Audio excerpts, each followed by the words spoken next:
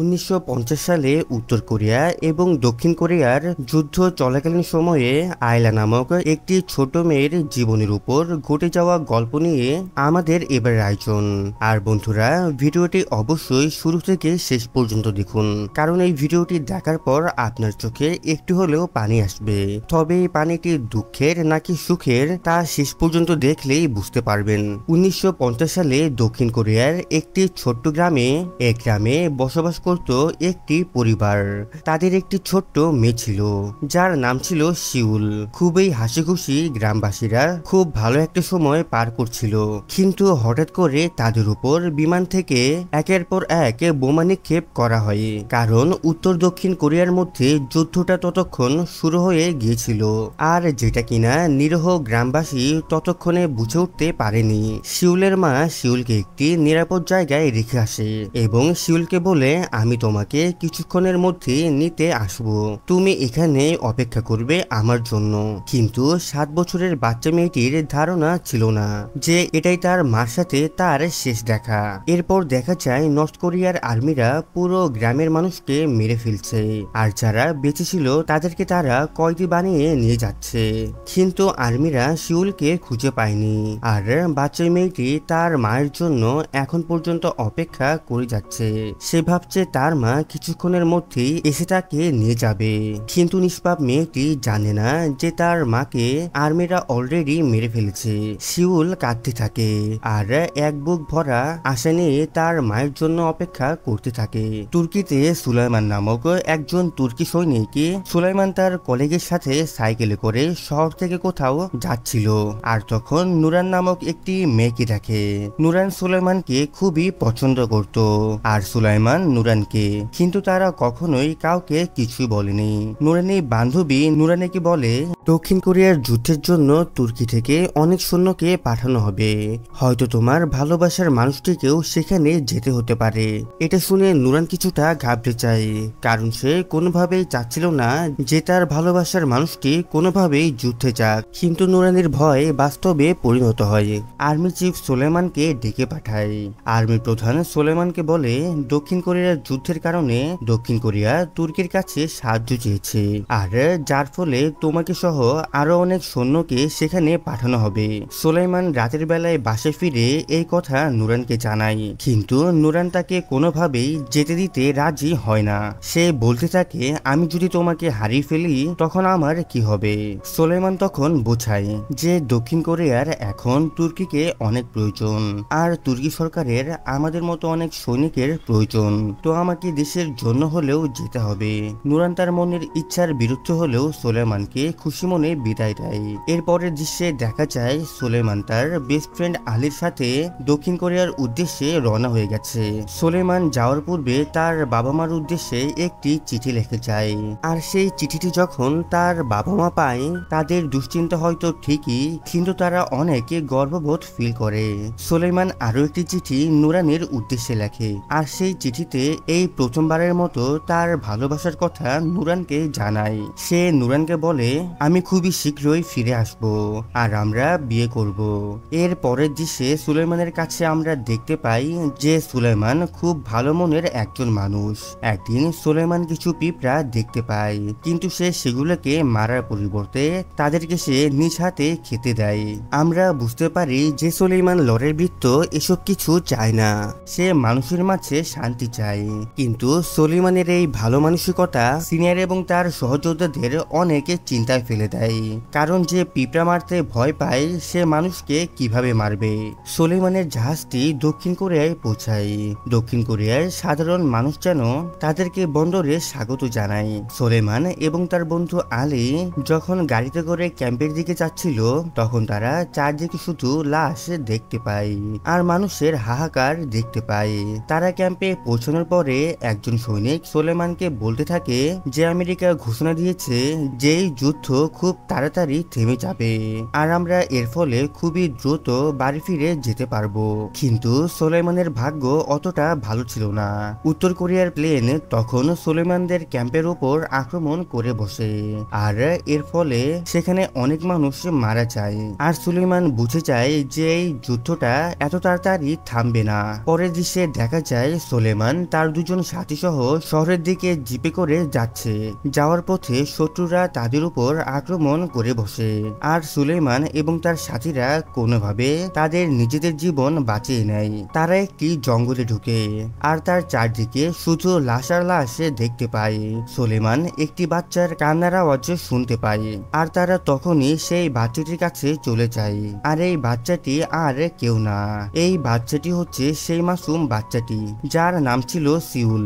আর আমরা দেখতে পাই সিউল তার মৃত মায়ের লাশের পাশেই বসে আছে, অর্থাৎ আমরা বুঝি সিউল তার মায়ের লাশটি খুঁজে পেয়েছিল, কিন্তু সে তার মাকে ছেড়ে কোথাও চলে যায়নি। অবুঝ শিশুটির কাছে তার মৃত মাই ছিল সে আশ্রয় জায়গা।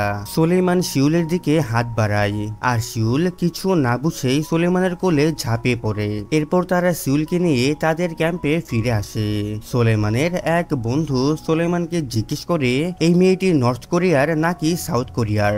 সুলেমান তাকে উত্তর দেয় সে নর্থ কোরিয়ার না সাউথ কোরিয়ার সেটা আমাদের দেখার বিষয় না, সে একজন নিষ্পাপ বাচ্চা, এটাই তার বড় পরিচয়, আর আমাদের দায়িত্ব সেই নিষ্পাপ বাচ্চাটির দেখাশোনা করা। এরপরই সুলেমান বাচ্চা মেয়েটির নাম রাখে আইলা, আর আইলা মানে হচ্ছে চাঁদের টুকরা। এরপর এই দৃশ্য পরিবর্তন হয়, আর আমরা দেখতে পাই জেনারেল সৈনিকদের বলছে যে আমেরিকা এবং তুর্কি সাপোর্ট করছে দক্ষিণ কোরিয়াকে এবং চীন সাপোর্ট করছে উত্তর কোরিয়াকে।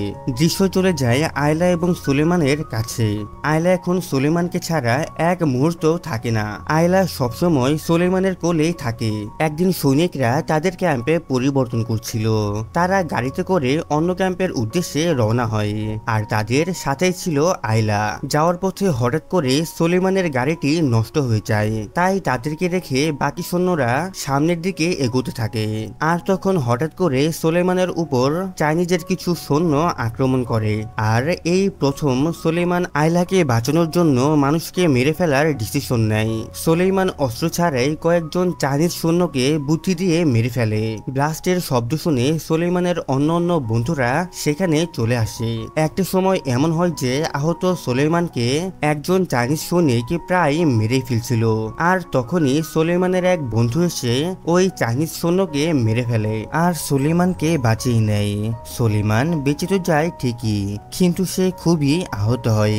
সুলেমানকে হসপিটালে ভর্তি করানো হয়, আর এই খবরটি পুরো পৃথিবী জুড়ে ছড়িয়ে পড়ে যে চাইনিজরা তুর্কিদের উপর আক্রমণ করছে দক্ষিণ কোরিয়ায়। নুরান যখন এই খবরটি শুনে সে প্রচন্ড চিন্তায় পড়ে যায়। অন্যদিকে দেখাচ্ছে সুলেমানের জ্ঞান ফিরে আসে। আয়লা তার আঙুল ধরে তার পাশে চুপ করে শুয়েছিল। সুলেমানের বন্ধুরা যখন সুলেমানকে বলে যে আয়লা গতকাল রাত থেকে এখনো ঘুমোয়নি, সে এক মুহূর্তের জন্য তোমার পাশ থেকে সরে যায়নি, তোমার হাত ধরে চুপ করে বসেছিল। সুলেমান এটা শুনে খুবই খুশি হয়। অন্যদিকে দেখা যায় যে দক্ষিণ কোরিয়ার আর্মির কাছে সে খবরটি পৌঁছে গিয়েছে যে একজন তুর্কির সৈন্য দক্ষিণ কোরিয়ার একজন বাচ্চা লালন পালন করছে। তারা নিজেরা ডিসিশন নেয় যে তুর্কি অলরেডি আমাদেরকে অনেক সাহায্য করেছে, তাদের উপর আর বোঝা চাপানো উচিত নয়, তাই আমাদের বাচ্চাকে আমাদের দেখাশোনা করতে হবে। এরপর দেখা যায় যে সুলেমানদের কমান্ডার সুলেমানকে ডেকে পাঠিয়েছে, আর তাকে বলে যে আয়লাকে দক্ষিণ কোরিয়ার সরকার তার দায়িত্ব নেবে, কিন্তু সুলেমান কোনোভাবেই রাজি হয় না আয়লাকে তাদের কাছে দিতে। তখন কমান্ডার সুলেমানকে জানায় যে কিছুদিনের মধ্যেই দক্ষিণ কোরিয়া তোমাকে বীরত্বের মেডেল দিবে, তখন তুমি আয়লাকে ওই অনুষ্ঠানে নিয়ে যাবে না, তুমি আয়লাকে লুকিয়ে রাখবে। আর এই পরেই দেখা যায় সেই দিন চলে এসেছে, আজ সুলেমানকে বীরত্বের মেডেল দেওয়া হবে। কিছুক্ষণের মধ্যে আয়লা সেখানে উপস্থিত হয়। আয়লার সুলেমানের প্রতি তীব্র ভালোবাসা দেখে কোরিয়ান সরকার ডিসিশন নেয় যে আয়লা যতদিন কোনো আত্মীয় না পায় ততদিন পর্যন্ত সে সুলেমানের কাছেই থাকবে। এই ঘোষণা শোনার পর সবাই খুশি হয়ে যায়, কারণ আয়লা ছিল ওই ক্যাম্পের সকল সৈনিকের ভালো থাকার মেইন কারণ। আয়লা এবং সুলেমানের খবর পুরো বিশ্ব জুড়ে ছড়িয়ে পড়ে, আর এটা শুনে নুরান কিছুটা স্বস্তি পায়, কারণ সে ভাবে সুলেমান তো বেঁচে আছে, কিন্তু নুরানের মধ্যে কিছুটা ভয় কাজ করে, কারণ সে খুব ভালোভাবেই জানে যে সুলেমান এই মেয়েটির জন্য তার নিজের জীবনও দিয়ে দিতে পারে। আর এভাবেই কয়েক মাস কেটে যায়। আয়লা সবসময় সুলেমানের সাথেই থাকে। আয়লা এখন ক্যাম্পের পুরো ভালো লাগার কারণ হয়ে দাঁড়িয়েছে। ক্যাম্পের সবাই আয়লার বন্ধুতে পরিণত হয়েছে। তারা সবাই আয়লার সাথে খেলতে থাকে।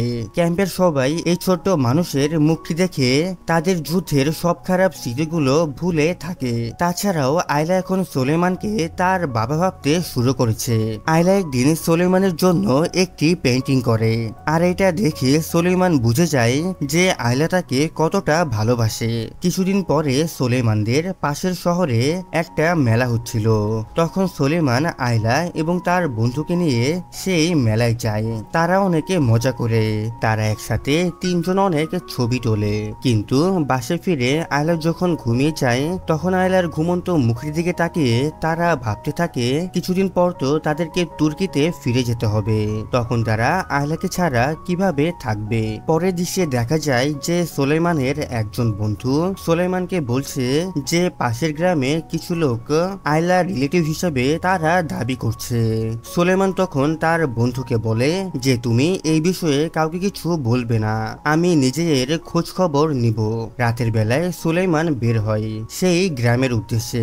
কিন্তু এটা ছিল শত্রুপক্ষের একটি চাল, কারণ তারা জানতো যে সুলেমানকে একথা বললে সুলেমান অবশ্যই আসবে। তারা সুলেমানকে মারার চেষ্টা করে, কিন্তু সুলেমানের বন্ধু আলী এই বিষয়টি জেনে গিয়েছিল।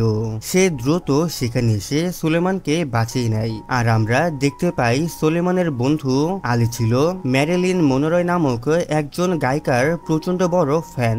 ম্যারিলিন মনোরয়ের কনসার্ট পাশের শহরেই ছিল।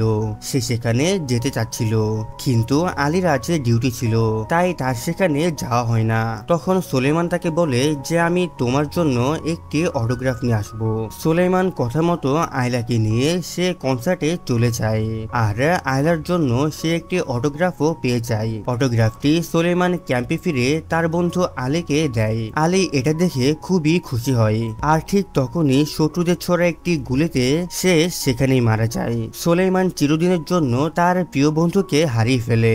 সুলেমান যখন তার কবরের কাছে যায়, সে প্রচন্ড কাঁদতে থাকে, আর তার কান্না দেখে আয়লা নিজেও কাঁদতে থাকে। তুর্কিদের দক্ষিণ কোরিয়ায় 1 বছর হয়ে গেছে। যুদ্ধ এখন প্রায় শেষ, আর তুর্কিদের এখন ধীরে ধীরে তাদের বাড়িতে ফিরে যেতে হবে। সকল সৈন্যরা ফিরে যাচ্ছিল এবং তারা আয়লাকে ধরে প্রচন্ড কান্না করছিল, কারণ তারাও আয়লাকে প্রচন্ড মিস করবে। কিন্তু সুলেমান ডিসিশন নেয় যে সে ফিরে যাবে না, সে আয়লার জন্য এখানেই থেকে যাবে আপাতত। সৈনিকরা চলে যায় এবং নতুন কিছু সৈনিক আবারও আসে সেখানে। সুলেমান দেশে না ফেরায় তার বাবা মা এবং নুরান তারা খুবই কষ্ট পায়। সুলেমান একদিন আয়লাকে নিয়ে বসেছিল এবং সে রেডিওতে গান শুনছিল। তখন সে শুনতে পায় নুরানের রিকোয়েস্টে একটি গানটি শুনে সুলেমানের বুক ফেটে যায়, কারণ সে নুরানিকে অনেক ভালোবাসতো। অন্যদিকে দেখা যায় সুলেমানের বেস্ট ফ্রেন্ড লিলি যখন রেডিওতে এই প্রোগ্রামটি শুনে, তখন সে বুঝে যায় যে সুলেমান অন্য কাউকে ভালোবাসে, আর লিলি সুলেমানকে ভালোবাসতো। লিলি প্রচন্ড কাঁদতে থাকে। অন্যদিকে সুলেমান গানটি শুনে আয়লাকে বলতে থাকে আমি যদি কখনো তুর্কিতে ফিরে যাই তাহলে আমি তোমাকে নিয়েই তুর্কিতে ফিরবো। পরের দৃশ্যে দেখা যায় সুলেমান গিয়েছে তার সিনিয়রের কাছে আয়লাকে নিয়ে তুর্কিতে ফেরার জন্য।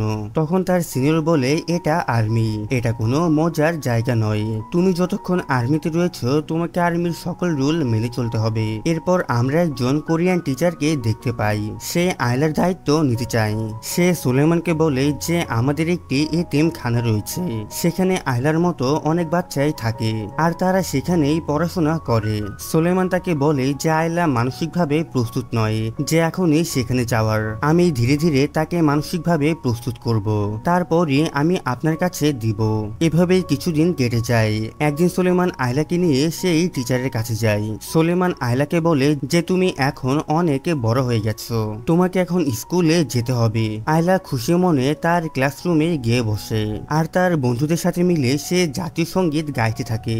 আর এই দৃশ্য সুলেমান এবং তার বন্ধু যখন বাইরে থেকে দেখছিল, তাদের মন খুবই খারাপ হয়ে যায়। তারা কোনোভাবেই চাচ্ছিল না যে আয়লাকে ছেড়ে চলে যাওয়ার জন্য, কিন্তু সুলেমান তার মনকে অনেক শক্ত করে ফিরতে পথ ধরে। সুলেমান হাঁটতে থাকে এবং তখনই দেখা যায় আয়লা পেছন থেকে দৌড়ে আসছে। আয়লা সুলেমানের কাছে এসে প্রচন্ড কাঁদতে থাকে এবং বলে আমি আপনাকে ছাড়া এই পৃথিবীতে কিভাবে বেঁচে থাকবো, আমার তো আপনি ছাড়া এই পৃথিবীতে আপন বলতে কেউ নেই, আপনি প্লিজ আমাকে ছেড়ে যাবেন না বাবা। এটা শুনে সুলেমান আয়লাকে জড়িয়ে ধরে আর তাকে বাড়িতে নিয়ে আসে।